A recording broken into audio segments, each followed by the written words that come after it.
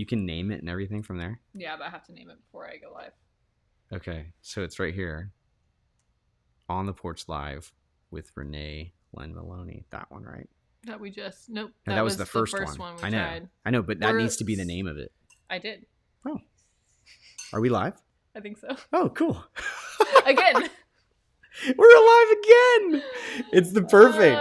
Get it. That needs to be our... Renee, can you hear anything that we're saying? You just give us a thumbs up.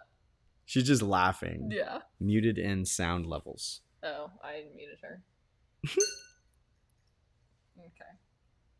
So we have, if you're just, are we able to see if they're joining us? If people are joining us? Not here. Oh, we got to do that there. I can see it. Okay. Yeah, that's why I wanted him on. No, that's you. That's all you. Yeah. That's all you. Because y'all gotta be able to read the comments. When you, look, Miss Boyd, she can't hear you. Miss Boyd, who's Miss Boyd? Oh, Oh, is no. that Yeah. your friend? That's your friend. Yeah. That you're with. Okay. Guest in green room. You have to add her. How do I? Oh. Here we go. Guest has muted. Guest has Hey. muted themselves. So you're muted, Renee. This is so fun. She can't hear us though. So how does she not hear us? That's not me. You got to do the microphone. It's My yeah. phone should be on Scarlet. Our mic is on Scarlet. Both of them are. John Power. Oh man. Hola. John Power, man. Dude, I have a place we can go tomorrow. You want to go tomorrow? You and me in a Friday. duck blind. Oh, never mind. I'm serious. Oh, this is it. Patrick. Wait, how did y'all find this live? Because Yeah, we have no idea how you found this. This is so good. Oh, look, Renee's there. Oh, wait, Renee. Can you hear us? You have yourself muted, I think, Renee. Oh, this is gonna Don't be fun. forget to look at. Yeah, I know. that. I know. No, seriously. So I want to hear what John has to say. John, what do you say to my invitation to go duck hunting? Come on, Do you man. have work to do tomorrow? What? Oh, Oh. yes. Oh, yes. Here we go. How do you? Yeah, there we are. Would love to, but teaching those little guys, see, we still have 2 more weeks. A little plug for Constantine. 2 more weeks of vacation. So we got to celebrate all the way through Christmas, and now we have a chance to, what are we going to do, Dom? What do you have to do? Read Frankenstein? What else? An epistle. Yeah, and then Romans? What? no, much ado about nothing. I have to memorize And you are like lead male in Much Ado About Nothing this year. So, saving the world. Yes. Working. Dude, I love, we love Western Academy. And all these boys you're sending us into high school at St. Constantine are something. You should be very proud of them. It's true. They're awesome. Anyway. All right. So welcome. Maybe we have like 3 people. I don't know how many people. Nothing from the interface, only from YouTube. I love. There she is. And all these boys you're sending us into high school. Oh, because Renee is. So now, yeah, Oh, yeah. she needs to put in headphones. Mm-hmm. Well, that's her. That she's listening off of YouTube. For some reason, she can't hear us. Can we just Oh. be like normal people and do a podcast? No, we want to do it live. Because live is more fun. So at 7:00, the internet disconnected, and the baby started crying. And what else happened? Well, we're just learning how to do this. Yeah. So anyway, John Power's here. Oh, hi, John. Oh, he's gets bed. Patrick Larson. All right. Patrick, yeah. Yeah. So I'm So, trying all to right, get the John new Power, link you're out of to here. everyone. I'm gonna text you right now, man. Baby's still crying. So Baby's still crying. All right, so let's just run down the things. Patrick's here. So Patrick, we'll just talk to you, buddy. if anybody else is here, say hello. So Maddie, 18. She'll probably watch this. She's awesome. She has a boyfriend. Hi, Andrew. He's awesome. I don't think either one of them is going to watch this. No, I know. Hopefully they're watching. That's what's so babies. funny. No, they're watching the kids right now. Maybe. But yeah, he's awesome. He's a cool dude. Good guy. Do you have anything to say about Andrew? About Andrew. Yeah. He's, Our 18-year-old's boyfriend, Dom. he's a good guy. Yeah. I hope he likes us too. Like, I almost want to ask him now lately. I want to ask him, like, do you like I mean, I know you us? like Maddie, but do you like us? Are you, No like, one's sure. do you know what you're getting into, brother? You know what I mean? Does he like? I hear the baby crying. I know it's terrible. We're gonna give him like 2 more minutes yeah. because we're those kinds of. And then parents. Dominic he's our producer over here, at least audio.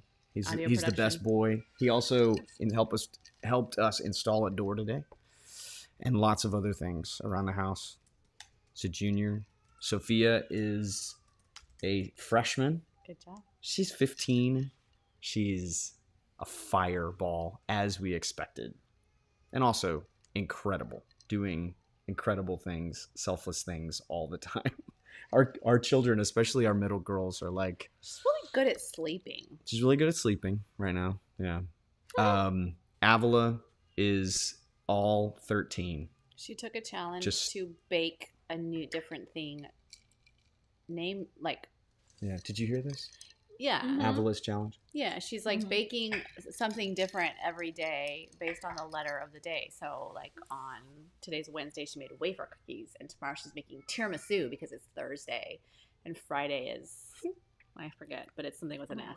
Anyway, it's fun. Oh. I get to just eat all her yummy treats, so I'm enjoying it. Kristen Boyd. That's, Hey, Kristen. That's Renee's Renee's friend. Yeah. What about... Who's like helping her? Who's... Go ahead. Oh, gosh. Let's get out of here.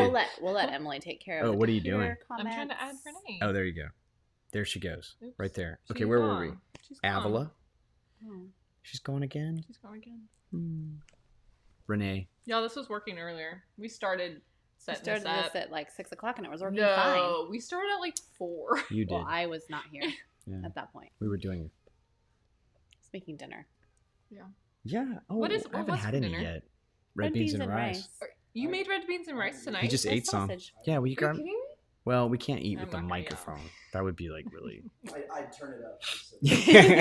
Could you... Is there like a mute button? You could mute and then... Can we Why? work on that, Dom, next Why?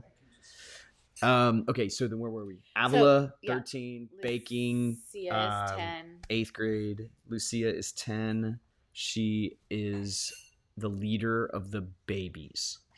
Really. Like the leader of the Well, she's also second president group. of the Nap Time Cleaning Club. Also excuse president- me. You're president. Excuse me. Ah, I she's a- found it. It's called the Nap Time Cleaning Fairies. Oh, sorry. Nap Time Cleaning Fairies Club. That's what you gotta do to get them to like I have know. fun. I love it. Doing And things. but she like Oh, she sorry. takes it very My bad. seriously. Yeah. She cleans. Can I be CEO? I don't think there's I money don't. involved. You have to join the club. Hey, first, look. like and commit. What? Look. Oh, You can... Look, did you see that? You can add to broadcast. yeah, I knew that. What? That's Yeah. crazy. We can add any of you fools. Come I love on that. in. Yeah, so So, we're oops. working with this software called Ecamm, and Who- it can be cool, but we're just learning it. Okay, so then Lucia, Naptime Cleaning Club, Quinn, who has not cut his hair for at least Well, since March. so it's still quarantine hair, but it went just kept going. So it's this beautiful curly mop, like literally a mop. It just like it's awesome. he asked and us weekly to get it cut, and I'm like, one day. he shot his first dove today, 2 hours ago. and so he's really proud of that. We cleaned the dove, got the breast. It's in the refrigerator. We're gonna Make some cook little it dove tomorrow. poppers or something. Yeah, I don't know what we're gonna a do. dove popper. But yeah. So he's 8, and then Zelly is 6. is 6. And she is Princess of Kindergarten. And she just follows her 8-year-old brother around, and they just are. Well, they love each other. They're the best. They're best of friends, basically. And he's not getting quieter. He's getting louder. So I think the baby. Yeah, the baby. Okay. Well. Okay. You want to meet? Oh, that's perfect timing. That's who we were going to talk about next. Oh, Oliver. Yeah. Oliver. So Renee's here. Hey. Can you hear us, Renee? Thumbs up.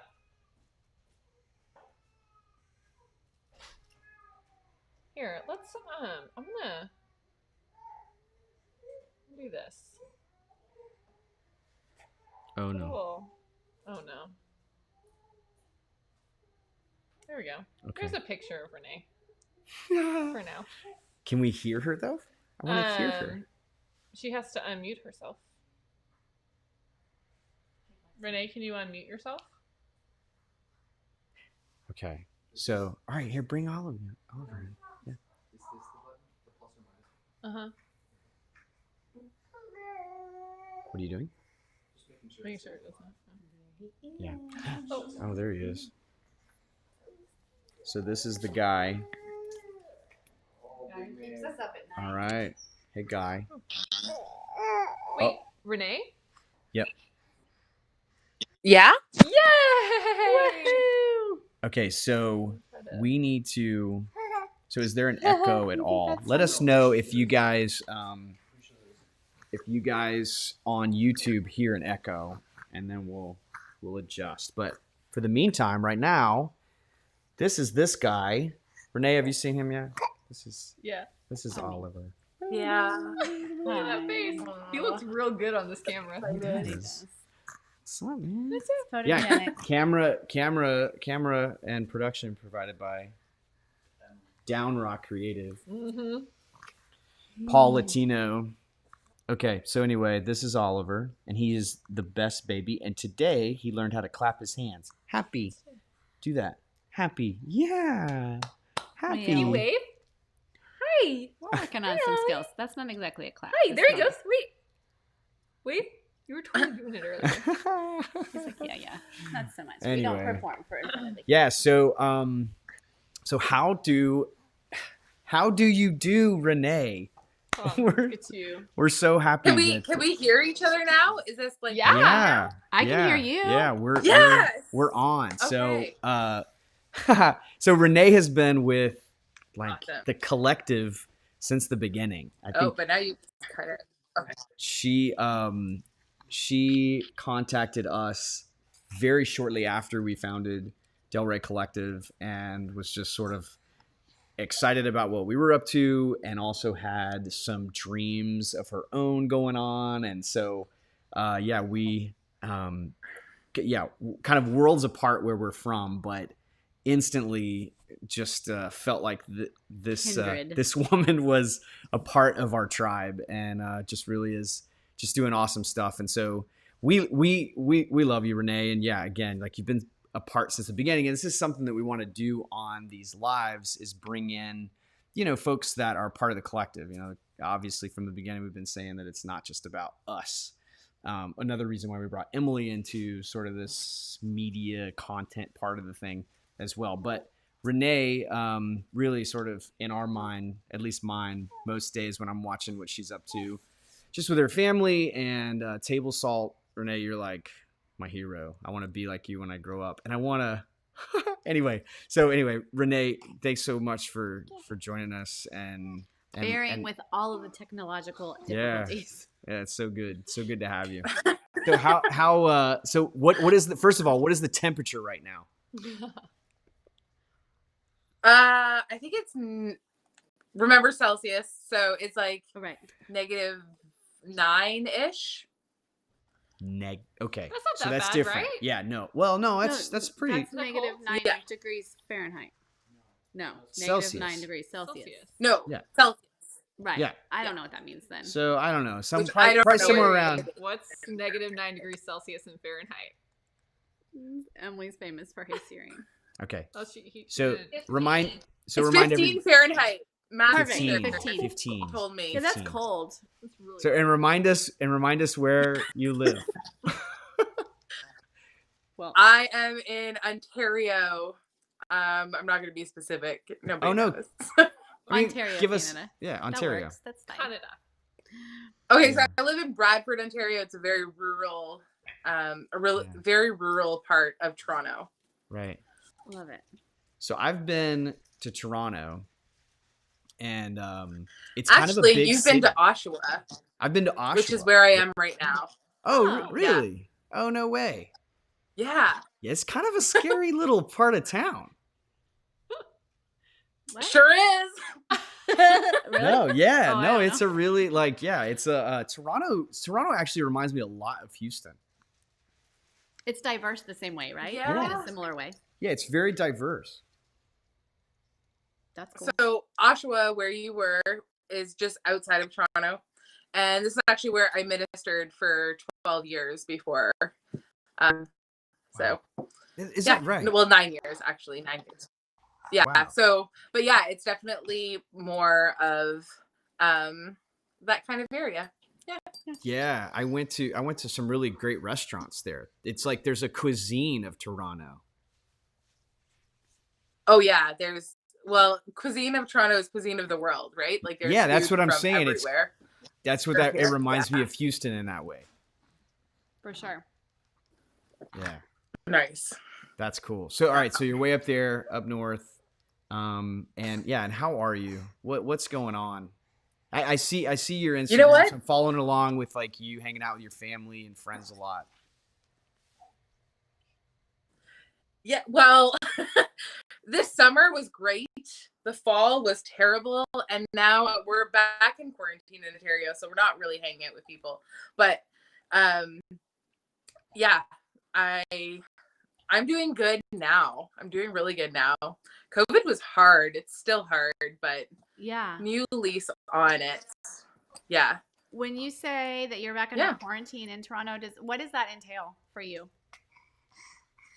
So our schools are back to being closed, and essential services only are open. Right. So, Oh my gosh. yeah. But so yeah. So I'm pretty much. here right now at Kristen's house, but there's not really any visiting. Right. This is like a work. Yeah. Wow. Golly. But like restaurants are closed, and pardon me. Yeah. Wow. All of that. All of that. Yeah, But so when in you general- say it's like general- hard, yeah, when you say it was hard, I know that like everybody has their own individual stories, but at the end, I mean, like right now, like 2020, are you mad at it? Or I don't know, like No, I'm when it choosing- ended, I kind of wasn't all that mad at it. Yeah, I'm choosing to not be angry at what it took away, but really be grateful for what it gave me. That's awesome. Because it did give a lot. Now it is a choice to see it that way, but choosing that like aspect of gratitude, choosing that understanding that as much as it took away, it did bless and fill me in so many ways too, right? So I'm choosing that. I'm not mad anymore. I was mad, but I'm not mad anymore. I hear that. Yeah. So look how slow her video is I on know. the. So I don't know, maybe should we just put yeah, the probably photo just put a up? Yeah. photo. Just in case, but no, but yeah. So I love that. I love that idea of gratitude. I want of to hear what you're trial. grateful for. Yeah, like trial. I mean, obviously, there's like we don't want pain in a sadistic way, but I've noticed that a lot of like sort of the same trend when people talk about 2020 is that not only are there like silver linings, you know, places where like, oh, that was good that we did that, or that was a business that took off or whatever, but like no, actually the hard was good. At the end of it all, the hard was good. I feel like I'm better on the other side. Is that kind of what you're saying when you're like grateful for it? Oh, buddy. Yeah, I mean, I think like we've talked about it a lot, you know, that the desire for gathering, the desire for bringing together, the desire for being with people, is something that like has always been honed, and molded around me. But I think that this has given us as a society, like a greater yearning to gather, like, whereas we kind of just made it happen. Like it just happened before. I think that more and more people are yearning and craving and desiring to come together, in communion, whether they know what that means or not. Like people in every walk of life are desiring togetherness kind of more than ever.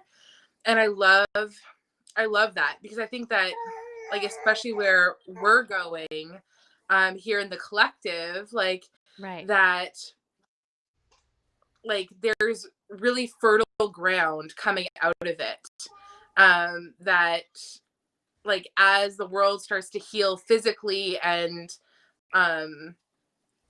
like Even emotionally, psychologically, from all the things that have been taken. emotionally, psychically, exactly.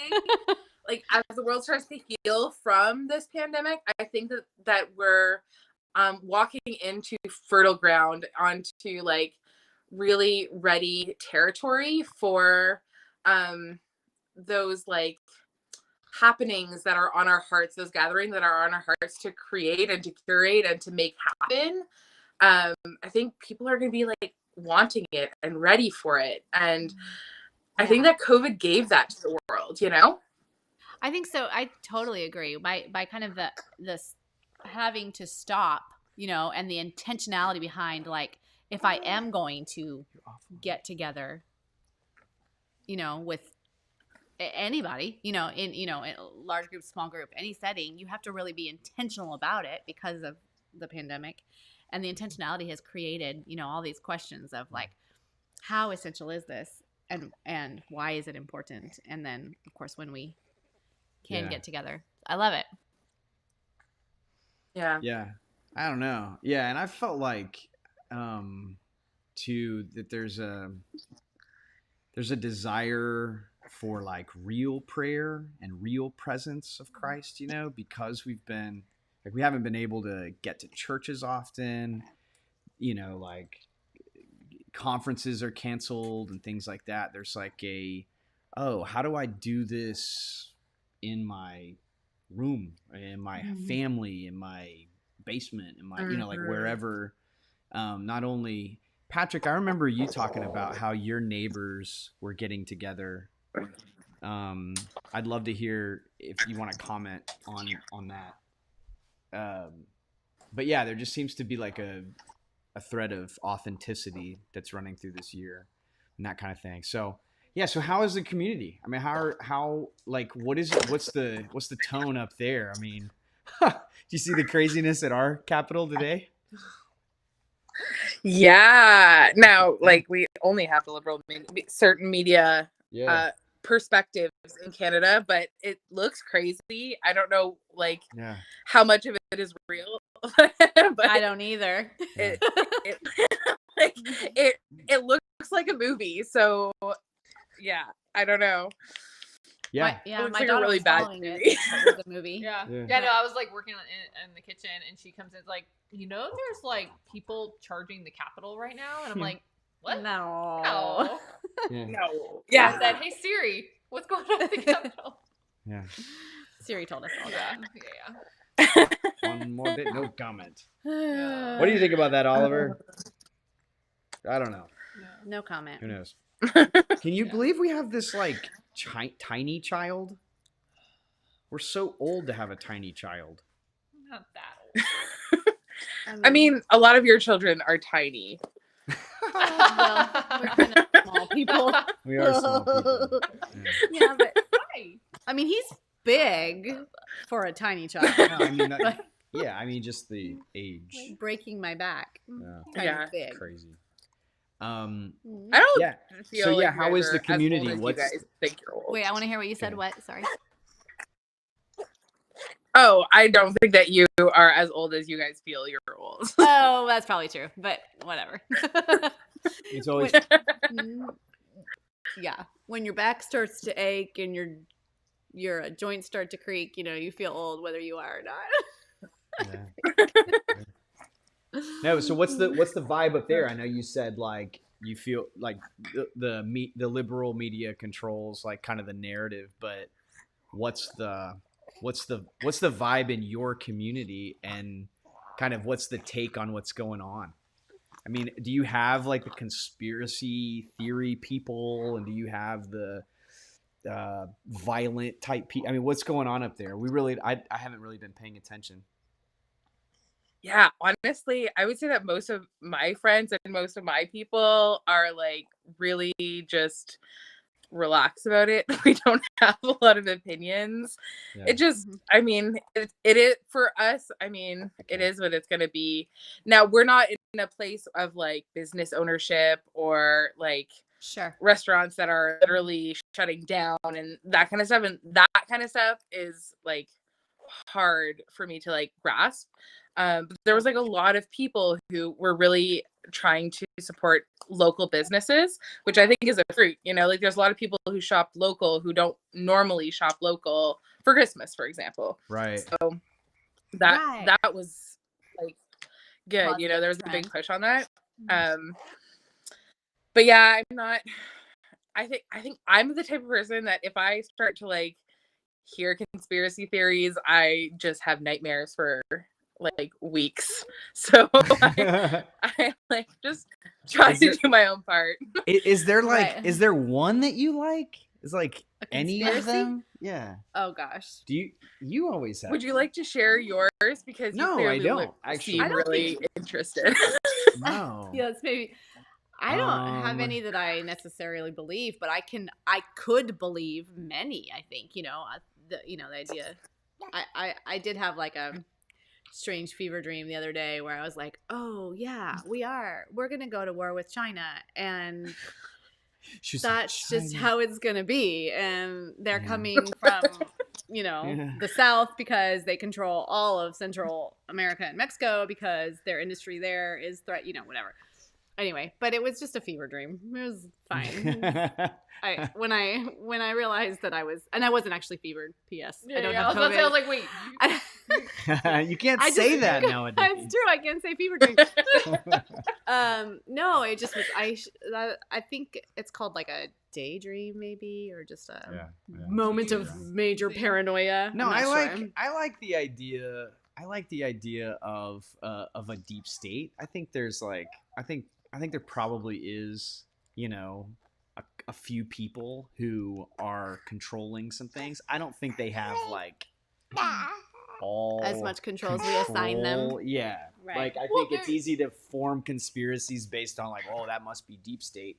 But I think there's probably some movers and shakers that we don't know about. Yeah, Oh, like certainly. that's the thing. Like the for sure truth is like there's stuff we don't know, and like Certainly. however serious or like Dramatic or it is. scandalous or whatever it is, like when you think of any organization, there's certain things on the inner workings of any organization that nobody knows, and so when you magnify that to a whole degree, Right. like Right. yeah, Certainly. I definitely, Certainly. I definitely believe that the artificial intelligence of like social media and things like that have gone way past what founders. Yeah, I think he's Even probably intended loud or in here. expected. Yeah. Sure. Yeah, Let's take what them out. founders intended here, Dom. Yeah. Yes. And turned into something that like people who just want to make money. Mm-hmm. I think there's definitely a conspiracy about making like analytics, Profiting and, off yeah, of, right? yeah. Yes, of course. profiting and changing people's. You see that? I mean, that's kind of what I saw today. Whether you're pro this or pro that, like that's what I saw today was a movement of people that was like highly influenced by a certain media and a certain like take on things, right? And that you see that everywhere in all sorts of degrees of politics or religion or anything And like I that. think it goes back to where you find your security too, right? And if you find your security in I don't know, the availability of or I don't know, if you find your security in who is president, even, or if you find your security in being able to wear a mask or not but wear a if mask you- or whatever it is, Right. then you're gonna, if that's actually what's keeping you feeling safe, then or if you find your security kind of in a deeper, level where, like, I don't know, the Lord will keep you in the palm of his hand regardless of any of those things. Yeah, well, that's what I'm Mhm. saying. Like, Right. there's such a strong belief in the thing, right? Like the consumed idea or faith, right? If you want to say religious, like in the truest sense of the definition of religion is a belief that you're willing to die for, and a thought pattern and a behavior model that like you're willing to die for. So when people get violent about a belief, that's where you start to go, oh wow, that's a thing. So so of course, like if it was our church, if like people were desecrating, and I guess like statues could be considered that, right? We don't ever want people to desecrate anything, but if they were like intentionally desecrating the Blessed Sacrament or something like that, or killing priests, or Clearly. like we'd go, right? So that's what I saw today. Is more than just the like, wow, some people are so wrong about the world. Sorry. But they're willing, but rather than say that, just say, wow, there's a whole portion of society that is strongly influenced to behave one way. Yeah. I think that question you asked, like, wherever you find your security is going to show through. Yeah. And that, like, Right, that. yeah. It's like when you were saying discover something about that. Where you That's a find your really- security, your Mhm. safety. This is what I believe. I think that there's That's where I put my hope, even my trust, Yeah. my all of Or it. even, like, where my community is. I saw that too. Like you imagine Right. like being a part of something like that, that has a fire about a goal. You know what I mean? Like anything that I've ever done that was like fired up about a goal. I mean, March for Life is kind of like that. You get fired up about a goal together. Mhm. It's like a mission. It Right. builds community, and so the community there as well, is kind of fascinating. It's like the first time you hear like that there's like a Comic-Con or like a thing where That people, such a thing exists, you mean? yeah, like I'm sorry if you're into Comic-Con too. But anyway, I want to read what Oh. Tiffany says right here. Conspiracy theories. Did you just add to broadcast? thrive There we go. where There you there go. is no. Or, Okay, so let's try this. Hey, lady, there we go. Where there is no or a lack of trust, and Did there you are do that? interests, money included, to fan flames for those interests. Are we doing things to garner trust or tear it down? Totally. And what are we using our monies and our influence for? To garner trust or to tear down trust? Good. And conspiracy theories definitely tear at trust. Well, I mean, there's nothing wrong with having a theory about a conspiracy. Certainly the not. church is a conspiracy. I think people. Oh, it true. is. Yeah, no, the word conspire, right? What does Right. that actually mean? It sounds so negative to our ears because, Yeah. conspiracy sounds so negative to our ears, but really, like, We we conspired together to Heck do yeah. this, Mhm. and we think it's pretty positive. Maybe not via YouTube Live per se, but the whole. We have like collective. like Think 4 it's good. people watching us, participating. Hey, 6. 6 people. Hey. Hey, what was the over? What was the you said Oh, I over said- 7? I said under I 7. think it might have been. Yeah, I said over something. I don't There participate were in Love you more betting. guys. people earlier. And Okay, plus it's so wrong link. did you? Okay, so Renee, like, what are your thoughts about that? First of all,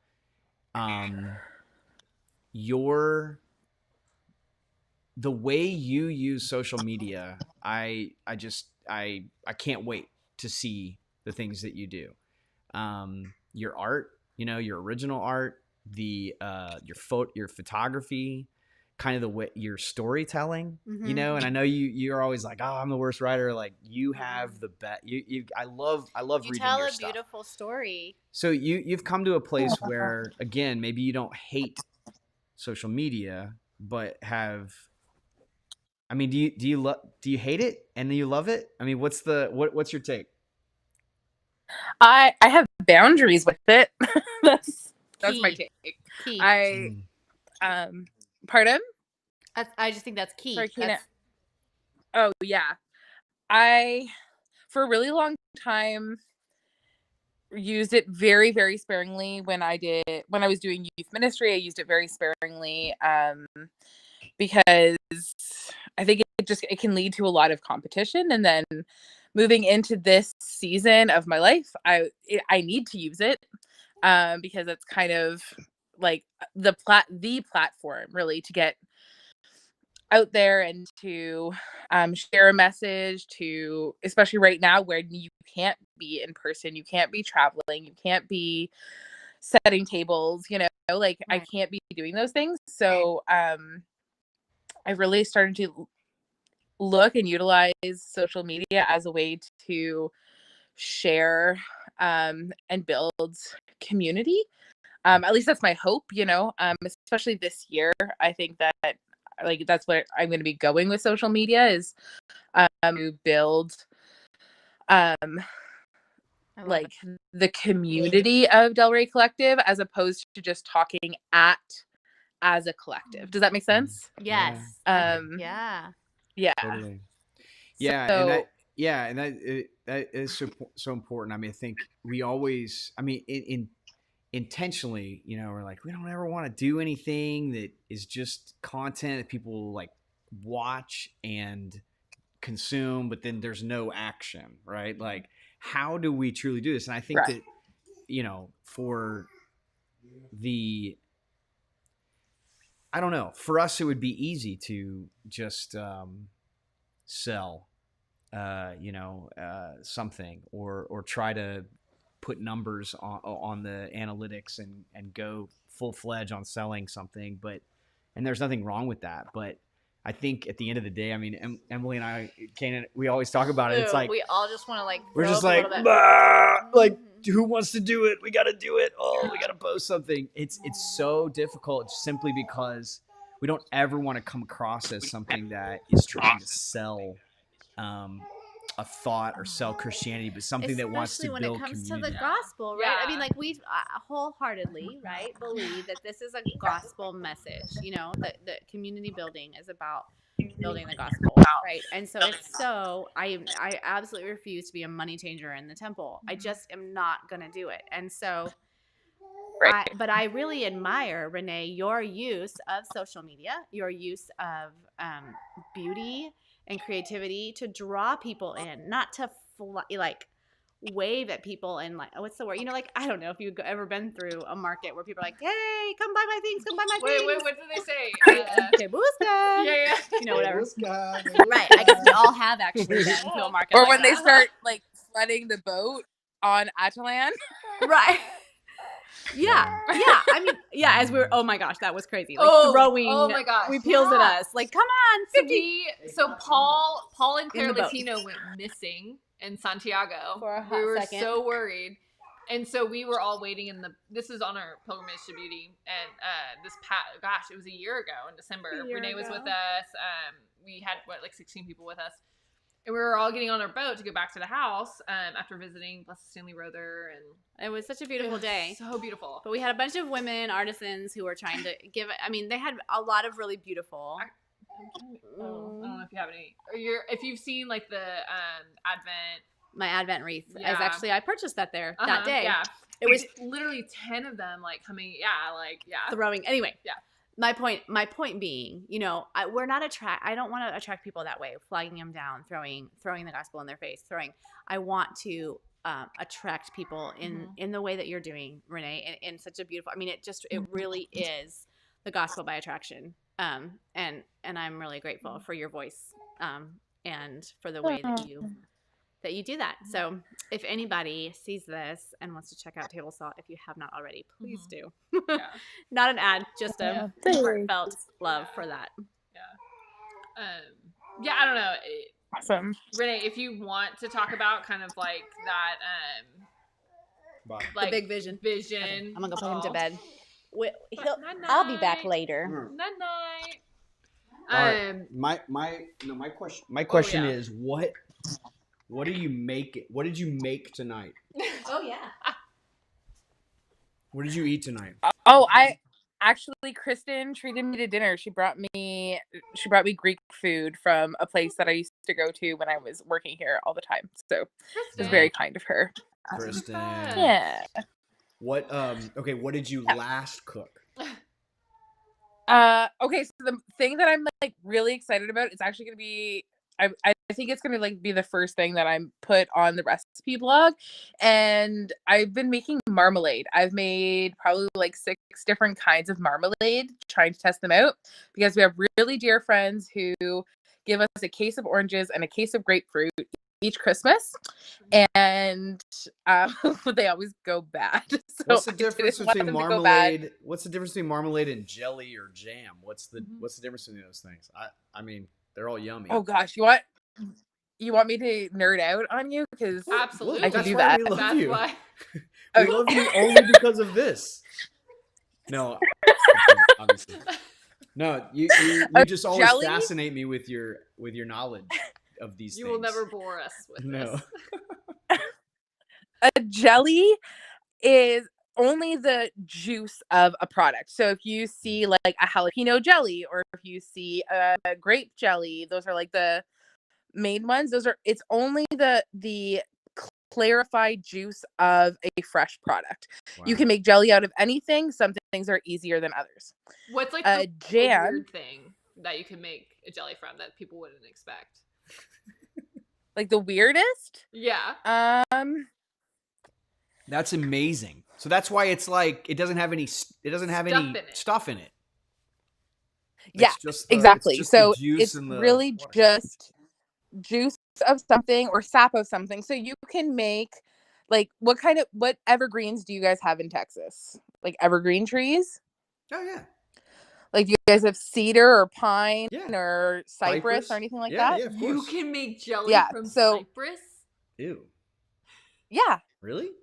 What about mesquite? I mean, it would be like more like cough syrup. No, I don't want that. All right, so All right, jam. next, So so then jam. I'm gonna take a guess at jam is like jelly with the fruit in it. No. Yeah, so it is. Wait. No, I that's it. wanna try to guess what it is. No, So why? That's Okay. What it is. no, I think what it it's jam with some other substance in it. Like you had some other process of jam. Well, how do you? Okay. Okay. Sorry, Anyway, give us the right yeah. answer. That's silly. I don't know why you. Okay, so jam is any conserve that's made with the innermost fruit. So, for example, like a peeled plum or a peeled peach without the seed, those kinds of things. All the inner workings of a fruit. So That's where you make jam. No peel. No peel. No Yeah. peel. But Oh. seeds. And a marmalade is made with the peel. A marmalade Okay. is made with I the was really entire wrong. thing. I'm sorry, I thought you want that. I just want. Yeah, exactly. Wow. No. So kidding. you can do like, for example, an onion and balsamic marmalade just by cutting up the whole onion together, right? Even the now crunchy Like stuff. the stuff you throw away normally. No. Yep. Okay, My wait. son would like that. Wait, A but marmalade- an an orange, onion it would marmalade. rehydrate. So you You're good? you know Danielle I'm Noonan, good. right? Yeah. Yeah, Soggy Boots Farm. Yep. So they have an orange. I think it's an orange. It might be like a clementine or whatever tree in their backyard. And she was like, "I'm gonna make marmalade with it." Yeah. They have so many. And so I was looking at recipes, and apparently you can make them with tequila. Side note, I don't know if you tried that, but Sure can. So do you? Wait, wouldn't put it be the- agave? Would you say? No. You can put tequila in marmalade. Oh no, but could you make agave marmalade? Yeah, you could. I can't even like Use process that. No. Wait, that's but weird. okay, Anyway. but no. My question is like, do you put the rind, like the peel, in that marmalade? Yeah, so marmalade it has a different kind of process where you have to process the fruit first. So what you're going to do is you're going to take the peel off, Then you're going to take the pith from the peel, the fruit. So you're going to have 3 separate things. The pith is the foamy white stuff in fruit, in citrus fruit. That's pith. And it actually has natural pectin in it. What is that called? What's pith? Pithe. So, and then what did you say it has natural what in it? Pectin. So in jam or in jelly, you're going to use pectin to keep I forget the word, but when you when it like stabilizes, basically. There's a specific word. Right. Yeah. Yeah, exactly. Gotcha. Wow. It's what so who would have thought? There's pectin in all canned preserves like that, jam, jelly, or marmalade. A chutney is made primarily with the fruit, but it has no pectin in it. Ah, okay. So so what does that taste like? What does chutney taste like? So when I get down to Texas, I'll probably make a few tacos that have chutney in it. So you do like mango chutney, for example, is like a popular one. Chutney is super popular with Indian food. So like you serve like rice, curry, chutney, and yogurt kind of on the same plate. Gotcha. Is it like kind of like a salad? Yeah, chutney is salsa. Like a salsa? It's like cooked salsa. Yeah. Okay, yeah. I got you. So it really it has more of the meat. More of the meat of the vegetable or the fruit. Yeah. Gotcha. So if y'all can't tell, Renee's a chef. Yeah, legit chef. This is my chef friend. My favorite meal that you ever created for us was the leftover meal. Do you remember that? Oh my god! When we were breakfast. Well, it was like we're just gonna take everything that we had left over, and Renee, we just turned it over to you, and it was just this smorgasbord of like all these wonderful dishes, and yeah, it was awesome. That was super fun. So Renee, you have a gift for cooking, obviously, but I think it comes from like a desire to love people well, and you know that food like just loves people. Yeah. And I love that about you. Like you really do have this just not more than a knowledge of food, but really kind of more like a supernatural faith in it almost, that it does always bring people together. It can good food can always do a great job at building community and feeding and satisfying and fulfilling and that kind of thing. So this is so it's always more than the food that she creates. It's more than the food, and it's also more than like the final like product of community eating food. But when we were in Guatemala at like Atilan, like I do kind of enjoy cooking, but I'm always super intimidated by people who just like, I mean, Kana literally cooks a meal every single night and just off the top of her head knows, even Avila, like she just knows how ingredients work. And so I'm always kind of intimidated and don't want to like screw things up. But when we were in Guatemala, I remember feeling so welcome and like, I felt like I belonged in your kitchen, that you were like guiding, you were like just super chill. And so there was something to that, like the process of making the meal that was just as important as like enjoying the meal. And I think I don't know, you guys posted something recently about your family over Christmas or New Year's or something.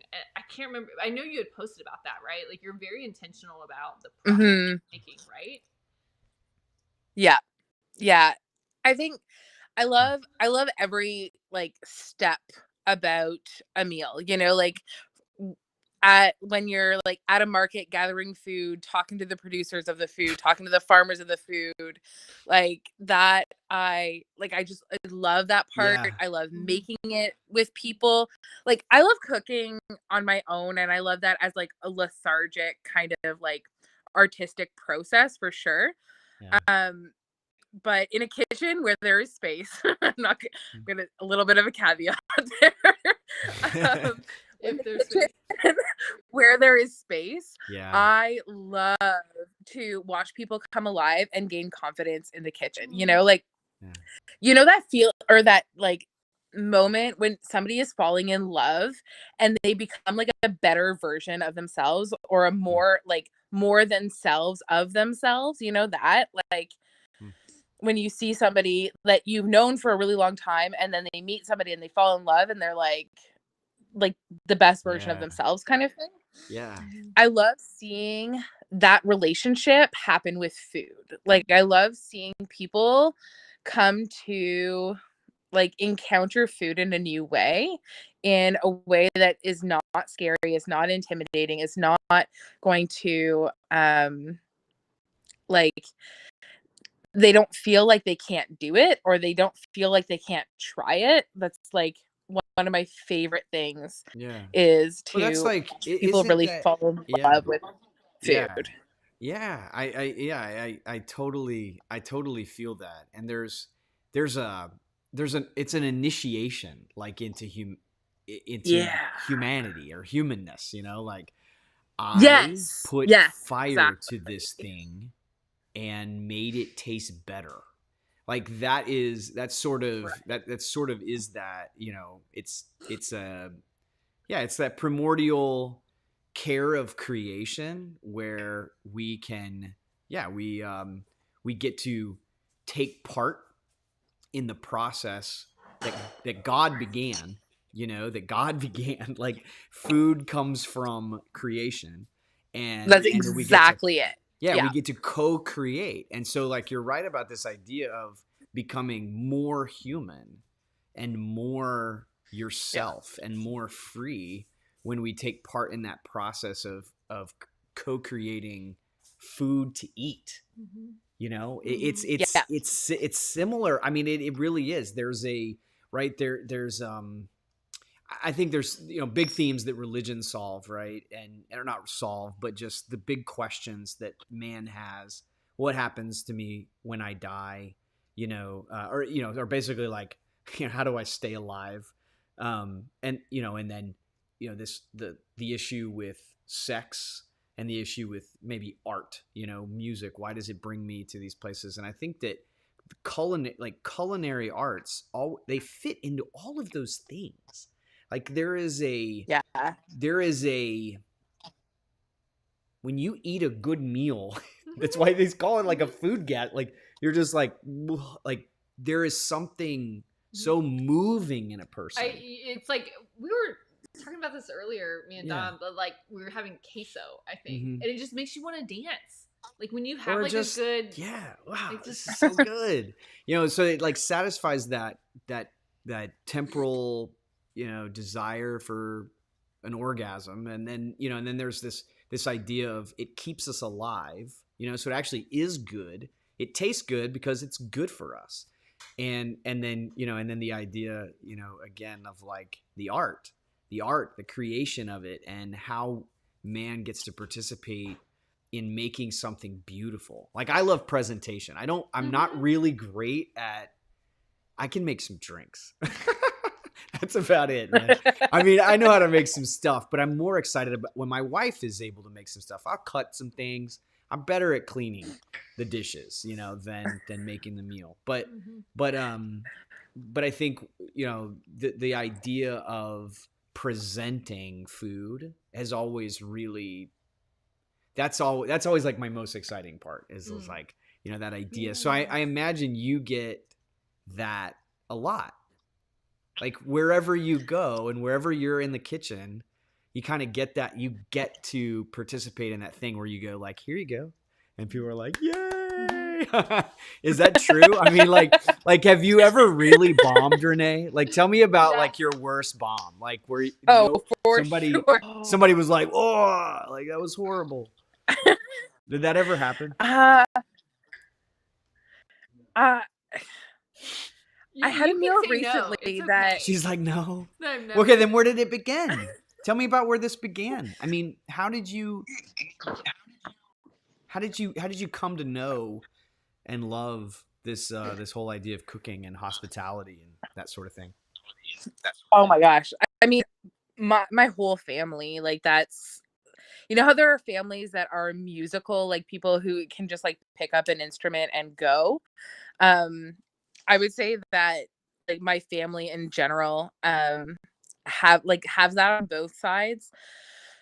My mom's side has always been like really good at like creating food. And I would say that my dad's side is very creative and artistic, and they love food. So it's kind of been like Yeah, all the family encompassing. tradition. Like Yeah. I remember when I was probably like 9 or 10, my grandmother came to stay with us while my parents went to Las Vegas. And there was, I mean, we didn't have a lot of money when we were food in the fridge. We literally had like bologna, peppers, and I think celery or something like that. Like, there was nothing in our fridge. And like, not that my parents didn't provide for us, they provided for us like tremendously well. But my grandmother next door and she didn't like driving, so we hadn't gone out that week. Anyways, it was Saturday and she was like braving to go to the store, but she like created a soup and it was like the best soup. And I remember coming, my I would have done homemade Lunchables. Here you go. Crunch, crunch, crunch. Eat it raw. Yeah. That's great. She did it. She made a soup. Wow. She made a soup and like it was so good and it was so flavorful. And like flavor, like my mom's always been like really, really good at like building flavor into our meals. Like in everything, you know, my dad really loves food and cooking and but really just as a family, everybody's just loved food. So I kind of grew up with like we weren't allowed to not like things, you know, like we had like our like staples. I still don't like canned peas. Like some canned food is okay, but I hate canned peas. I can't do it. Oh, I love canned peas. Like the little balls. You like a lot of things. Yeah, you're a dad. Oh You've had man, those are great. I used to eat canned peas all the time. My mom cooked up some canned peas. Yeah. The best is the well, trio. you guys don't like papaya. The so. corn pea carrot trio. That frozen, man. Come on, No. it's good. Frozen is different. It's the canned version. They're so mushy if they're canned. Yeah, it's true. Yeah. Wow. No, I can't do that. How do you feel about canned spinach? I've never had it. Oh, you're missing out. You are lucky. Wow. You're missing One out. lucky woman. You're missing out. Dominic doesn't like it either. Oh man, so salty, so good. Popeye. It's just like spinach in a can. It's just It's water. gross. Yeah, it's just boiled spinach and water with salt. Mhm. Yeah, that sounds nasty. It's like seaweed. But I'll basically. take your word for it. Yeah, no, it's great. So it sounds like food was always around you. Now, like, at what point did you connect that with Jesus? I mean, did that? I mean, obviously, growing up Catholic, like there was food on the table every Sunday, but right.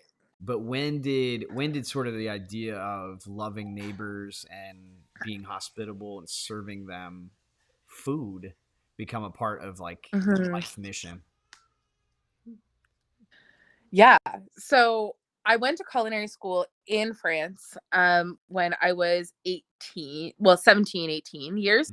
And it was the first time in my life where I had to like actually choose to be Catholic. And I remember it was April and it was a Friday and we were in town square with like all my like in our chef whites and stuff. And we were eating hot dogs it was like from like street meat during a break. Street meat, yes. And yeah, Street meat. Come on, The- man. Street meat. I mean, hot dogs are great. Actually, street meat. Hot dogs are great street meat. Yes, they are. Come on. Sometimes you just got to get street meat. Sorry. Go ahead. Continue. sometimes it's a bad decision. Sometimes it's a fine decision. But In anyways, this case. and the In this church case. bells ring, and I look at my watch, and it's 3:00, and I realize it was Good Friday. And like, I've never eaten meat on Good Friday in my life. And you were like, I'm And not sure this is so meat anyway, so.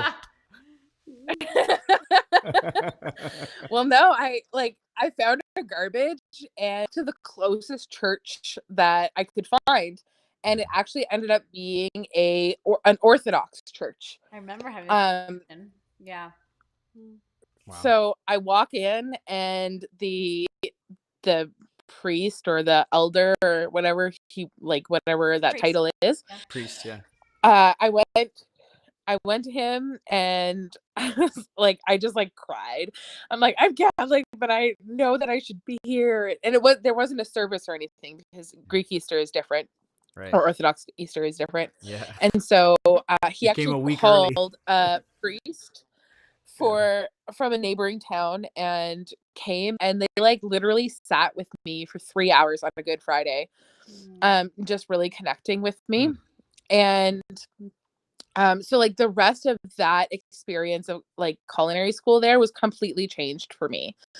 And I started like I saw them kind of regularly and that kind of stuff. And then obviously like, so I came back and I did mission work with NET, and I did my Canadian equivalency and all that kind of stuff. So basically at this point in my life, I'm like in my early 20s, and I am working as a private chef in the Muskokas. So the Muskokas is kind of like your Martha's Vineyard of Canada kind of thing. Yeah. So it's like that super area boutique, of super boutique hotels, Yes. and then like everybody has their own Private chef. seaside thing. yeah, Wow. yeah, exactly. So it's Amazing. Muskoka area is all lakes. Oh, okay. Beautiful. And it's very, very like very wealthy area, very so obviously they could afford a private chef, right? So I was working there, and I have like this crisis of conscience of like, I don't want to be doing this. And then I just basically turned to ministry. So that's after, and that was after NET? Yeah, after NET. So after NET, I go to culinary school here in Canada and get my equivalency. And I'm working there, have a crisis of conscience, go towards youth ministry. And after working about 2 years in youth ministry, I got into youth ministry because it was like the only other thing that I knew other than food. Like, it was kind of like my mom was that's really like my mom was a youth minister. And so she was actually working as a chaplain in a high school. And so I got a job as a chaplain in a high school from her boss. And long story short, I end up as a youth minister in a parish, in a community, which we were talking about earlier, that has a very, very deep need for connection. We have intergenerational trauma. We have lots of loss. My first year, I started RCIA in one of our high schools, and of the 9 kids who were present, 7 of the kids were primary income earners for their household. Yeah. And 3 of the kids had parents in prison, and 2 of the kids had parents who were dealing heavy drugs. And like I came into this like not expecting that, right? Like little country girl, like no experience, no exposure to this kind of thing. And basically I was like, okay, before these kids ever can understand the gospel, they need to understand communion. You know, like there needs to be a Like a level of greater safety and community. They need to know that they are loved, you know, like they need to know, before they can know that Jesus loves them, they have to know what it is to be loved by another human person, you know, in a selfless way, in a not, you know, every parent is doing everything they can for the good of their child. And I firmly believe that, even after some of the things that I've seen, every parent is trying. But sometimes, No doubt, man. what That's comes, what I tell my kids all the time. I'm like, I'm trying. Sorry, I suck. I'm trying. I'm trying. I'm doing my best. Ah. So, exactly. Yes, every parent is trying. Every parent is trying. 99 out of 100, probably, maybe less. But I'm trying. It's true. And I think that that's actually something that is like on the walls of Catholic family services, right? Every parent is doing their best. Yeah. Anyways, so these kids I knew that they needed to be loved. I knew that they needed to be seen, and I knew that they needed food. Like really, Right?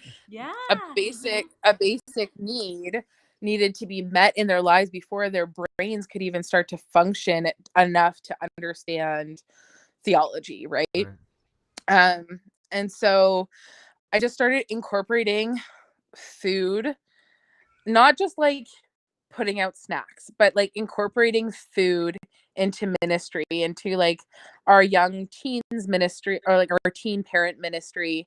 Actually like teaching them what to do with pantry staples, and building like when we had fundraisers at the church, instead of like asking for parent volunteers, teach kids actual cooking skills, and teaching them like how to break down a chicken. And yeah, it's gross, but you know, you learn to do that. You're paying, I love it. like, Yeah.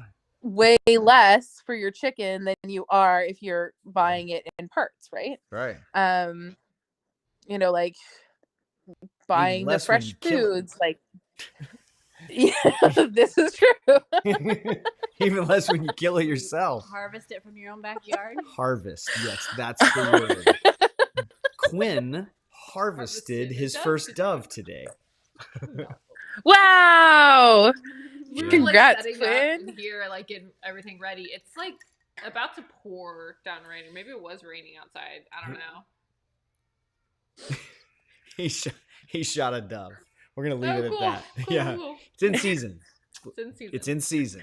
In season. It's probably in your not best to backyard? do it out of our backyard if you're in the city, It's in season though. but it's in season. It's in season. Okay. It's in season. That's the important Doves thing. come into the. No, I'm gonna stop. The important thing is it's in season. It's in season. My HOA and the city might not like that, but it's in season. We have a big He's providing for the It is in family. season. He will eat He's this. providing He a will of eat meat. this. That's right. Yeah. With cream cheese and jalapeno That's and right. bacon. Let's hope he doesn't shoot a squirrel tomorrow.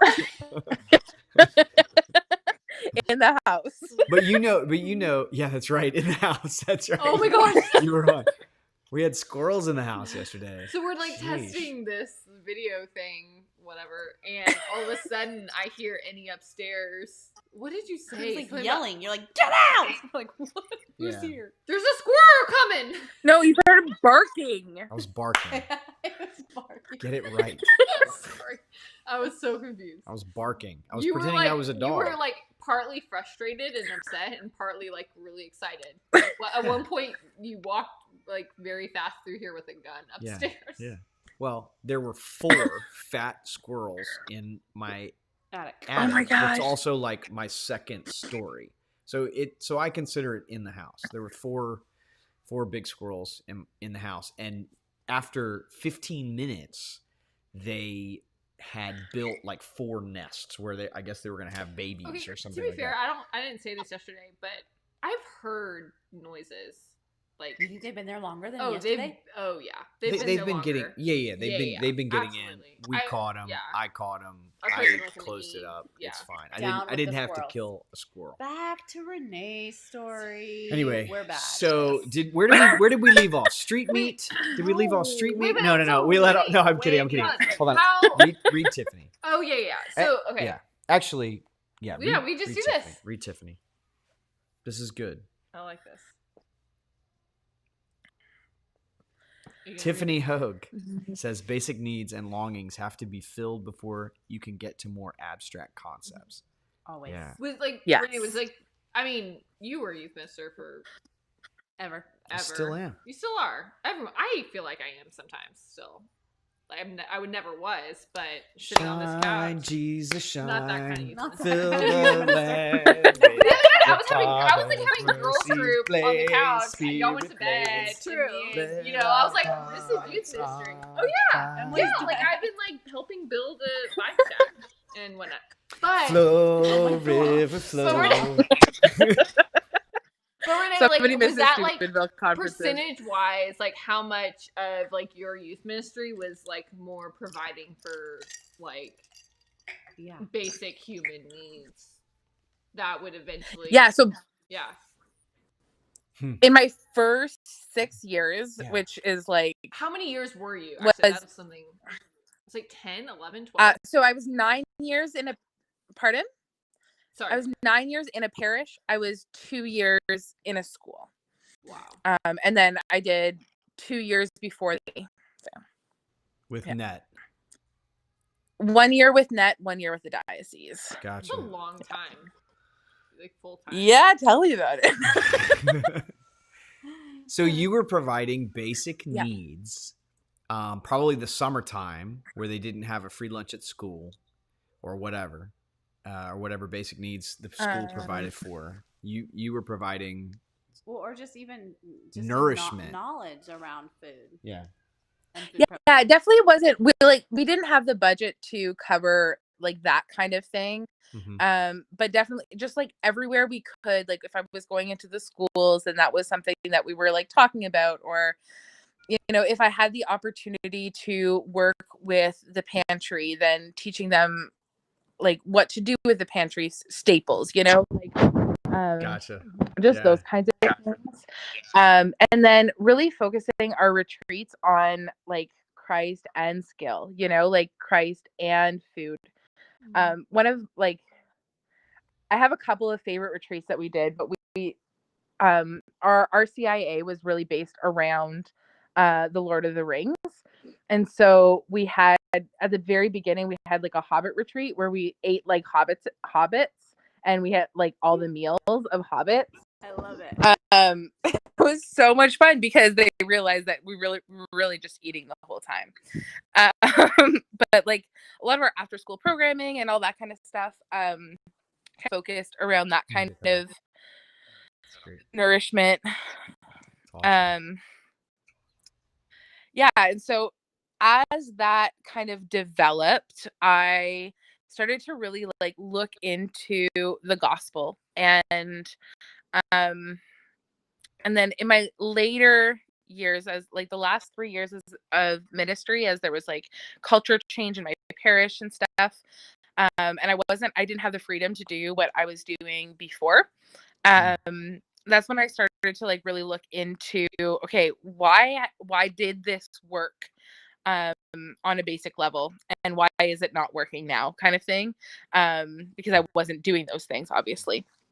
And that's when I like looked to the gospel, and like Jesus literally ate with people all the time, you know, like every thing he did time when he he's rose. talking about mercy, he's all, you know, Yeah. if he is encountering sinners, there's always food around, there's always drink around. And What's your that, go-to? like, I mean, obviously, like it's easy to be like, "Oh, the Last Supper" or the feeding of No, but 5,000. it's Like, such a what's your visceral- what's your favorite table? I mean, like, what if you were to picture a meal that you would wanted to have with Jesus, what would that What table table would be? you Which sit at? table? The one where he reprimands. The what? The one where he like reprimands the Pharisees, where he's like, Peter's. they get mad at him for No, not washing Simon. his hands Simon the properly or Pharisee. something. Simon the that? Pharisee. Simon Yeah. the Pharisee. That's Simon the Pharisee, right? And What happened there at his house? No, He was When he was having dinner at Matthew's, right? No. Go What's- ahead. Let's let Renee tell it. Sorry. oh, you're such a mom. Yeah, no, it's just the one. I could pull it out. No. I'm really just bad. tell me what happened I there at didn't the go to table. scripture school, guys. No, just what happened at the table. I What was the cool thing that happened? Simon the Pharisee is where the woman caught in the woman, breaks the alabaster jar of spikenard. No, but that's not it. Oh no, not that one. No. Matthew? Oh, I mean, I brought the Matthew's wrong great. Bible. The You- one where they were like, you gotta wash your hands, but then he was like, nah, I'm fine. Yes, that one. Best boy. Best boy. That one. That Yes, one. that's at a Pharisee's house. Yes. The rulers and the Pharisees. Wow. Yeah, that's a good one. Yeah.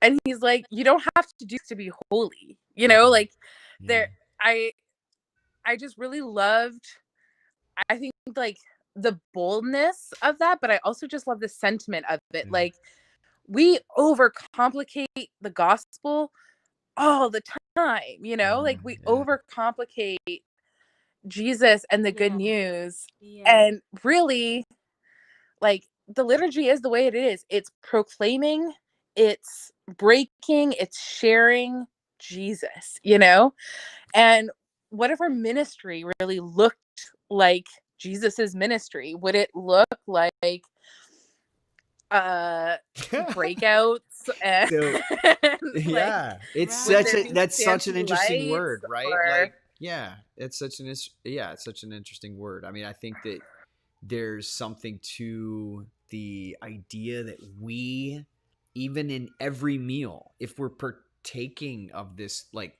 this creation and this co-creation of cooking and enjoying community and kind of the supernatural things that happen there, like I feel the presence of God there always, right? And I think that liturgy is something different. I do see obviously a delineation there, because I think liturgy really does have to do with that consuming of the fullness of God sacramentally for those who are at that level. But the idea of a liturgy being something of a baseline evangelization, or a baseline like, hey, I just love you, and hey, I just want to like listen to your story and that kind of thing. Like, liturgy is not the place for that, And so I think we have to, No. like, what you're doing and what you're describing, like with those young kids, like, did that ever lead to that other end of it where liturgy became, oh, now I understand? Did you ever? I mean, do you have friends? I mean, you have a friend on here now, who is. She says one of the ways you served your community was that you came into her classroom every week and led an art class for students who didn't enjoy recess and had a hard time connecting to others. That's awesome. sweet. Yeah. That's awesome. Probably like a couple kids who were just oddballs and were like, I don't want to do the thing. But you led art. Yeah. Again, Black that sheep. speaks to beauty. I love my black sheep. Yeah. Yeah, totally. Family dinner. Yeah, Tiffany. Absolutely. And whatever it is, I mean, neighbor. Tiffany, I think that there always were brag about Ryan. Ryan is like the ultimate neighbor. He's neighbor. He's the best neighbor. Yeah. Ryan Hogue, man. The best neighbor. Both of y'all. Yeah, both of you. Absolutely. But he is, knows Yeah. I everybody. mean, I think they're feeding people, right? Offering them that, it's such a visceral human need, right? To be fed, and obviously so beautifully Christ feeds us with his body, but to do that for people offers like meets them in their vulnerability, right? Because Right. you can't go on. You don't live without food, Right. you know. And to there's I don't know. There's something just really beautiful. As a mom, anyway, I take a great delight in feeding my people. Yeah. You know, Right. Yeah, Good for and Patrick. offering them love in There it that is. way. You know, there's even all kinds of like cultural jokes around it. You know, like Mhm.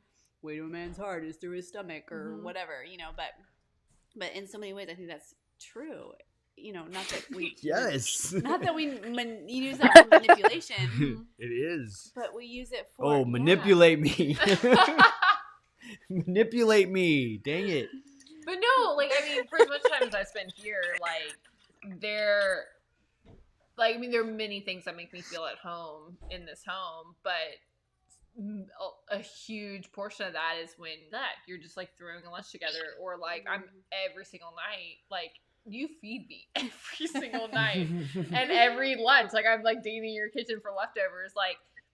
I think that's like one of the most homey things about something is like the provision of food Mhm. and like I'm trying to like think like I mean there's so many elements of like finding a home here, but yeah, a lot of it has to do around your fridge. Mhm. and your Yeah. stove You and just snorted. your You just snorted. That's great. and yeah, the bar cart. Yeah, no, it The really, bar yeah, cart. it is the provision of food. It does feel it does fill you with joy. Even the prospect of consuming it. I mean, I think even like you mentioned going to the market, Renee, and the prospect of the even the exchange of the person who harvested it or the person that brought it, the person that's selling it, like that whole exchange is fun too. Like, ooh, eggplant. You know, What- and you like how can we be creative around this? Yeah, how can we be creative around eggplant? Oh, sorry. Yeah, Patrick a while ago. Yeah, Let's see, where'd Patrick, it you go? were I had asked you about no, it was down. Your community, and you had said something like you haven't been able to do it as much in person.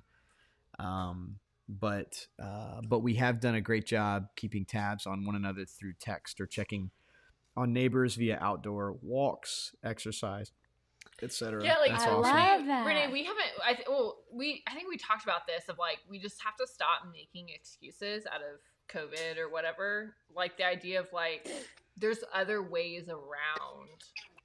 Like Right. I mean, family dinner is it's like, we kind of had it one way, right? People were invited into our home. We gathered around a big table or a big island and, everybody served, whatever, hands went into the same pot kind of thing, which doesn't, Disgusting now. right, which doesn't think about, fly like, in this how- day yeah. and age, right? Yeah. And when we start talking about like all the germs that could be Yeah. everywhere, Yeah. it just doesn't work the same way. Yeah. But that doesn't mean that we can't get to find different and creative ways to still commune and to still even eat together I'm gonna try to get everyone tested for my birthday party. Or I'm not gonna get that many people. That's a good Dom idea. wants Dom's So that 17th you birthday can is coming enjoy. up. So that I can have fun. Yeah, not a Right. bad idea. Ask everybody to pay $100 Is to that come to fun? some. Yeah, No, a rapid there's test. free rapid test. No, Well, there's not anyway.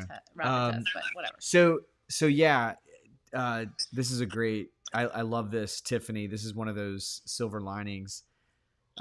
Something I've appreciated about working remotely is being able to cook dinner early and having dinner ready for our neighbor who can't work remotely. I love that. Shoot, that is Girl. incredible. wow. That's awesome. That is Yeah, awesome. we fail to think about our neighbors right now. Like so much of our year has just been so Internal tool. right here in our little thing, and it's good that I mean, obviously, like this is kind of our first go live, and but it has been a struggle to think about our neighbors that we haven't met yet. Because we've met the our immediate thing- neighbors and like them just beyond, but the like thing we it's getting do, hard. yeah, the thing we do is just have you over and not do a lot. Like that's the Right. thing we do. Like cooking a meal for a neighbor, Tiffany. That's incredible. We could probably do that if we had children that didn't eat every little last drop. Like our pots could probably maybe when there's not or a maybe kid if I around. wasn't eating. Or you? Emily- Oh, I'm Emily, feeding my I'm neighbor. all- We do feed our neighbor I'm pretty feeding much my neighbor. every day. I Every took the meal. homeless poor into my home. almost almost. I've been saying almost homeless, almost jobless. Oh, I'm not almost homeless. I'm almost, not jobless. Almost. Just Yeah. almost. Yeah, and just the idea about the outdoor space Yeah. for neighbors. I think that's incredible. I mean, and that's the thing. There are so many ways kind of around what we Yeah. had developed as kind of family dinner, but Yeah. that doesn't mean that it can't look different. So yeah, what exactly? I mean, so for people who are not like aware of what table salt is, community table, the RV, like the whole thing. Juniper Grace. Juniper Grace. I'm sorry, I forgot the name. Could you just kind of summarize that for us, Renee, so that everybody is aware of what you're doing, and then what has kind of been put on hold, kind of for the same reasons. I think it doesn't feel exactly right to commit to something right now like that. But give us the vision. Give us the quick vision of what table salt is. I mean, obviously, The vision we're for aware. table salt. Yeah. Yeah. Yeah. So the vision for table salt is really very. So I'm currently building an overlanding vehicle, from where like a table will like come out of, basically like transform outside into like an outdoor space, like dining room for Right. 12 people. And my goal is to park in areas like huts or national parks or city centers, beaches, kind of just like anywhere, to invite people to come to a table and break bread. Yeah. It's a really basic way to literally love the people in the 10-foot radius, wherever that 10-foot radius ends up being. Mhm. The idea kind of came from like, we live in a world that is like constantly, and I think even more so, divided. Mm. And I really have a desire to bring division to table and say like, like we're not that different, Mhm. at our we might believe different things, and we might have different outlooks and perspectives and all these things, but at the end of the day, we are all human, and we all belong to the human family.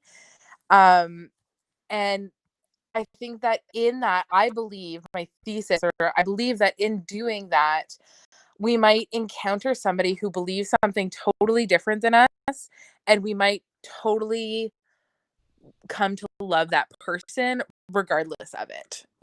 Like there are people who are on the complete opposite political scale than I am. I'm not on a political scale.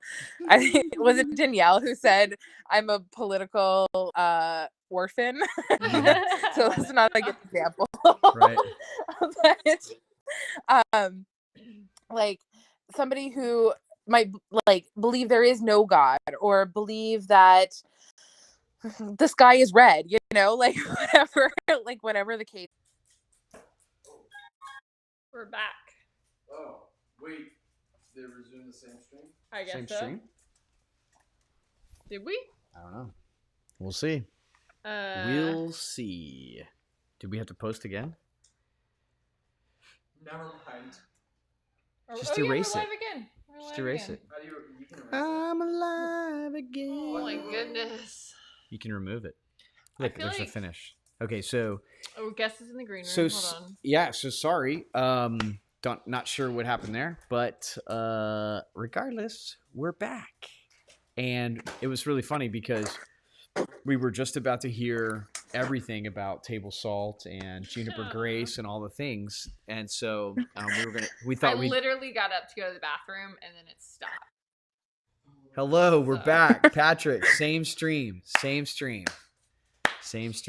All right, here, Dom, come in here, Dominic. Yeah, Am this I- is am I gonna? best Yeah. boy. Come in here. Do you have to pee? What are you doing? No. Oh, okay. I wanted to go. My best work on boy. Other things. My best boy with his look at that Renee, hair. you would like.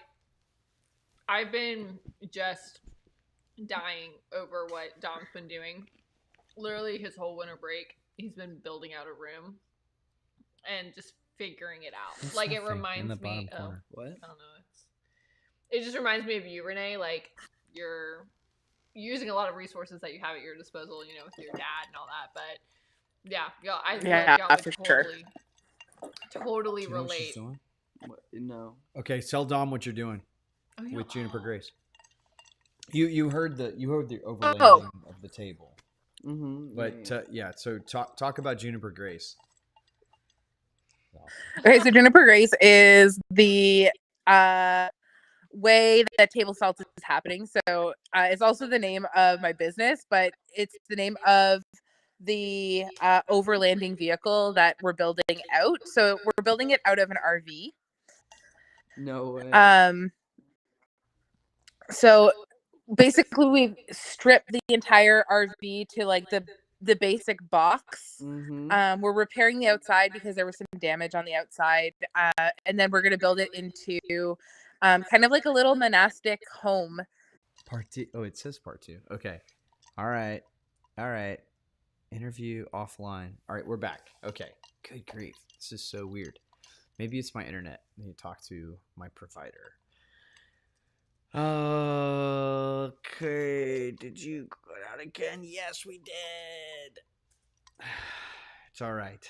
We're back now. Invite her back. Oh wait, Yeah. That's cool. Yeah. Friendship. Friendship. Friendship. Want some? Some friendship? Some friendship. Oh, not green? y'all. Just grab one. We need to like hardwire a connection Yeah, to right. the internet. Oh, next maybe. time, Yeah, that's a good idea. right? That doesn't fail. Yeah, it's just the speed. No. Whatever. Anyway, okay. So, guest is in the green room, and How do I do this? we're back. Hey, Okay. I don't know where it cut off. Okay. So you cut off. You just actually Emily was talking about Juniper Grace and on the Instagrams. So tell us what's the year of the vehicle that you bought? It is okay. So there's an argument. I think it's a 93. Dad thinks it's a 96. He is probably right. Yeah. So Dude, that is so cool. so is it a cab front? Mm-hmm. Like it's not a pusher. It's not a yeah. It's a van front. What chassis Yes, is it on? exactly. Yeah. What? Chassis. Yeah, it's a van chassis. Van chassis. But like, do you know the specification? Is it like a Oh, like it's a Ford? yeah? Yeah. It's a Ford. It's a Okay. Ford. Probably 350. I don't actually remember the number. Probably F350. I'm just obviously learning a lot about Something along those lines for sure. Yeah. the word chassis. It just comes up and it's just like a word that most Chassis. people don't know that I feel Oh, smart knowing. you've what? It's a word that she says to feel smart. I know what a chassis is. Well, yeah, that's not I- smart. That's like Whatever. Car. Anyway, Juniper It's boy Grace. smart. Like men know that word. A lot of women do not men know that. Men know Sure. that. Men know it. Yeah. Mm. So Dom, you're a man. Sure. Because you know Sure. what The word chassis. chassis means. You know chassis. Yeah, okay, so you got this rig. You spent your life savings. You had many garage sales. You saved up, you bought the thing, and now you gutted the whole deal and you're outfitting it. Yeah, specifically to this project. Yeah. And so will you have Yeah. like will you have storage to pull out like I just imagine you like having a storage space where you would pull out all of this like beauty and tables and set it up out for people to come and enjoy. Yeah. Is that kind of the vision? So the rig rides around So- with the whole project. Yeah. Yes, exactly. So my buddy Mike, who's just like the most talented woodworker, is going to build a table that slides out of the rig from under the bed. Nice. Um, Oh wow. and yeah, so then So we're like gonna a have big benches that go table. directly Yeah. around it, Yeah. like a big table for 12 people. Nice. That's amazing. Yeah. And so will So you do most of your cooking inside or will you have an outside kitchen?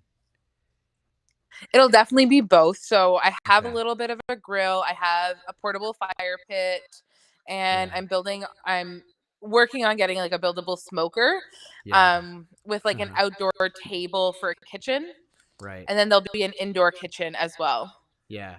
Wow. That's awesome. We made Yeah. pizza together. I think that was our. No, that's not Oh my true. We made gosh. gumbo together first. We made Oh. gumbo together at my house first.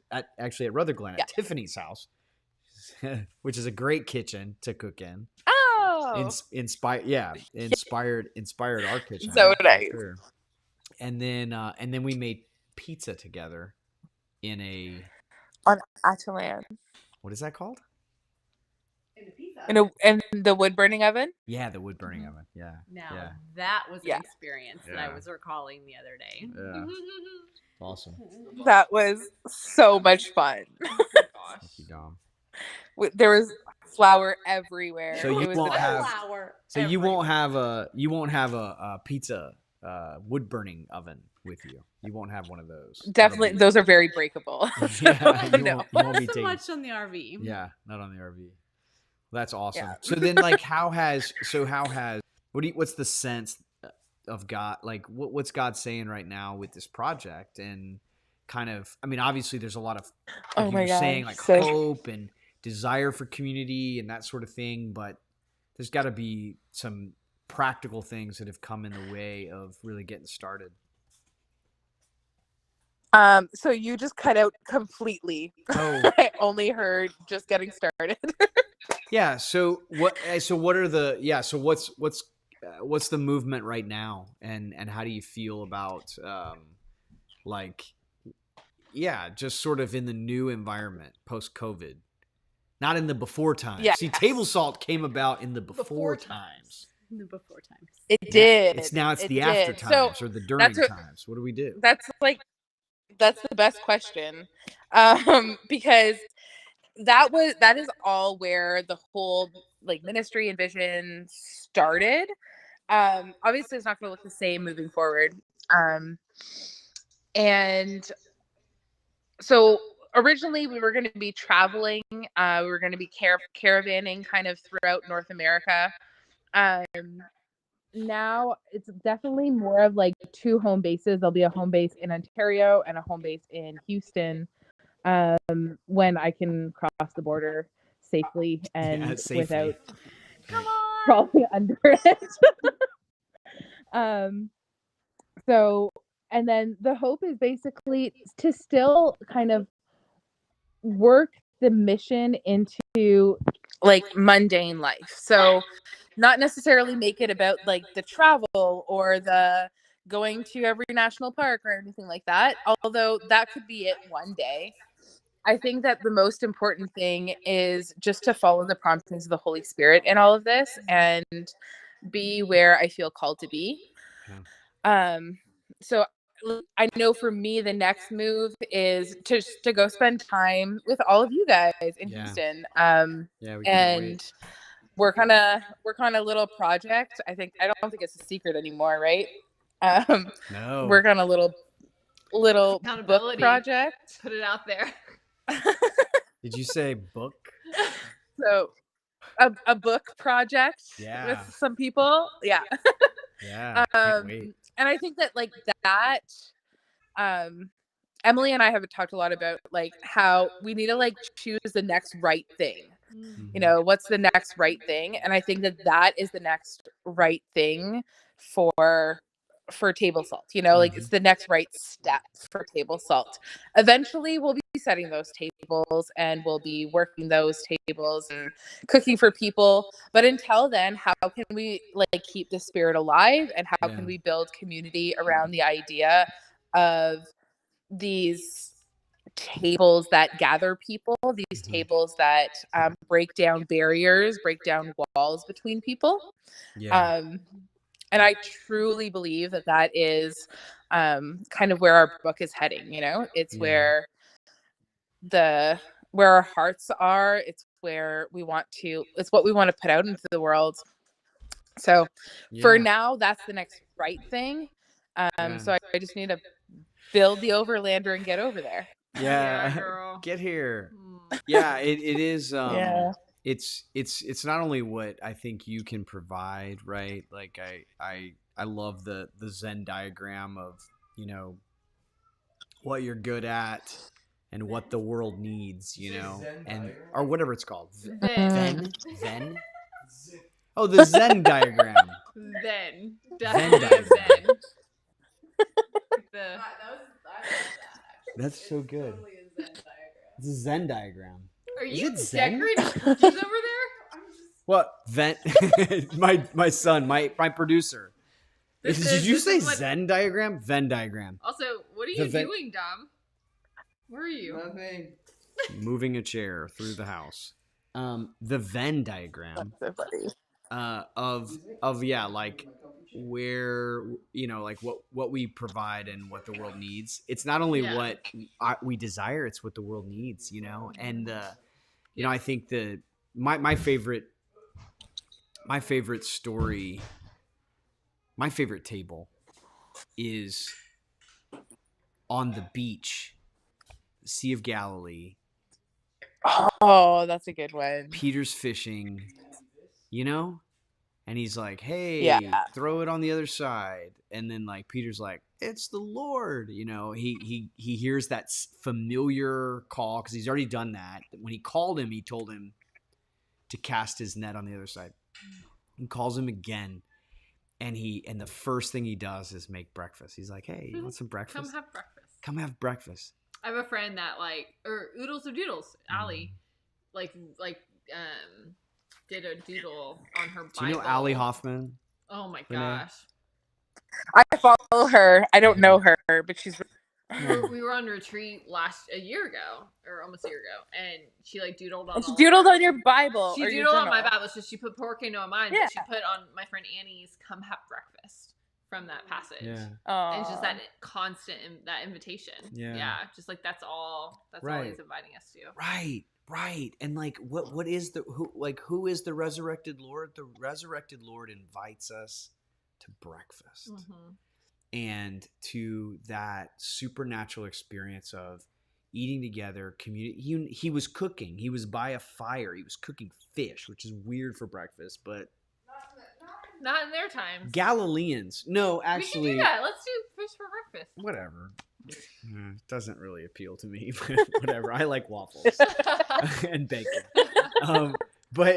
But like, yeah, like he wasn't just, it wasn't prepared for them, you know? So you imagine like they all pitched it. They all got ready. There was a communal, oh, the fire's still stoking and the fish are still there. They had to do some preparation and then, you know, and then consume it together. And then those deep questions at breakfast, you know, like, do you love me? You know, the idea that conversation took place over a meal. Breakfast. Yeah. And so, yeah. So I, you know, for me, I think, yeah, bacon. Patrick says bacon, which would not have been a breakfast No. food for Hebrews. For Jesus. Yeah. Maybe this is Ever. like heresy, but Yeah. I think the Lord snuck a little bacon. No, How come on. could he not? No, there was no such thing. But he did It's not come so heresy, we could it's just eat weird. bacon, That's just right? weird mythology. He could have. I imagine He yeah. I mean, his disciples the Lord I picked hang out grain with, on the Sabbath, so I guess he exactly, might. exactly. Maybe. Yeah, Hmm. but That's it's not an in the Bible. 'Cause That's an interesting fever dream, Emily. I'm gonna. I'm not sure what Anyway, the things I like think- Orthodox yeah. do back then. Yeah. Well, I think it's a great place to wrap this up, Renee. We love you so much. Yes. Thank you so much for hanging out with us tonight. And yeah, we look forward to the time that next that we can get together and make a meal We can wait and on this couch. eat it together. Eat the meal together. In this kitchen. Yes. Mhm. Yeah. And thanks to all of you who joined us. If Stuck you're with us. if you're patrons, thank you so much for your continued support So and grateful. all the things that all the prayers that you offer for us and our family. We're back. Hopefully, we'll be doing this at least once every other week, maybe even once a week. We'll shoot for that. Simply because now we know what we're doing. Well, We might. Maybe. We kind of know what we we're know, doing now. like the cords to plug into Yep. the. We know what we're doing. We need better. Thanks to Downrock Creative for the camera Yes. and for my son Dominic Hickman for hooking up our audio. Mhm. And to our guest Renee. Thank you. And We love thank you. Renee. Thank you, Yeah. Lord Jesus. Why don't for we this time pray? together? Mhm. In the name of the Father and the Son and the Holy Spirit, amen. God, we love you. We thank you for community. We thank you for food. We thank you for this great gift that you gave us. You could have sustained us any way you wanted, but you gave us this great art and this great flavor that brings us to the table and brings us to you. We ask, Lord, that we not only cherish food, but we cherish the food that you are, the bread of life. We ask that you come and be present to us and remain with us. Stay with us, Jesus, as we continue to seek you. Mother Mary, intercede for us tonight. Give us a peaceful rest, especially in our children, peaceful rest. Hail Mary, full of grace, the Lord is with thee. Full of grace, Blessed the art Lord is thou with among thee. women, Blessed and art blessed thou is the amongst fruit of thy women, womb, and Jesus. blessed is the fruit Holy of thy Mary, womb, Mother Jesus. of God, pray for Holy us Mary, sinners, now and at pray the for hour us of our death. now Amen. Amen. Amen.